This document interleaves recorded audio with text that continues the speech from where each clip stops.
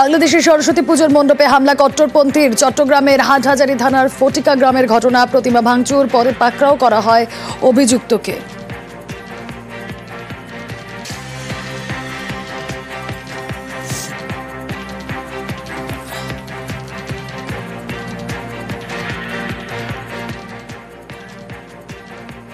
ঘাটতির রেকর্ড ইউনূস সরকারের। বাংলাদেশের রাজস্ব ঘাটতির চূড়ায় ইউনূস সরকার। 6 মাসে রাজস্ব ঘাটতি কত জানেন? ৫৮,০০০ কোটি টাকা। আইন শৃঙ্খলার অবনতিতে ব্যবসা বাণিজ্যেও ধাক্কা।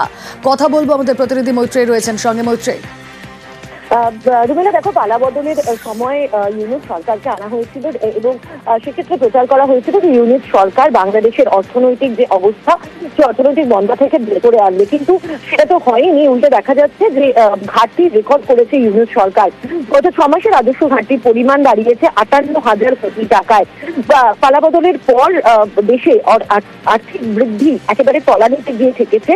আমদানি রপ্তানি নেমে গিয়েছে এবং মূলত আইন শৃঙ্খলার অবনতি জেরেই এই আমদানি রপ্তানির উপর তার বৃহৎ প্রভাব পড়েছে। উৎপাদন বৃদ্ধির হার কমে গিয়েছে এবং অর্থনৈতিক যে সমস্ত সূচক রয়েছে সেই সমস্ত সূচকে এই মুহূর্তে অত্যন্ত মন্থর। বাংলাদেশে ঘাটতি মেটাতে শুল্ক কর বৃদ্ধির সিদ্ধান্ত নিয়েছে ইউনূস সরকার, যার ফলে মধ্যবিত্তের উপর, অর্থাৎ বাংলাদেশের যারা মধ্যবিত্ত, যারা ইতিমধ্যেই নাবিক ফেলছেন মূল্যবৃদ্ধির জেরে, তাদের অবস্থা আরো সঙ্গীন হতে চলেছে। বেশ।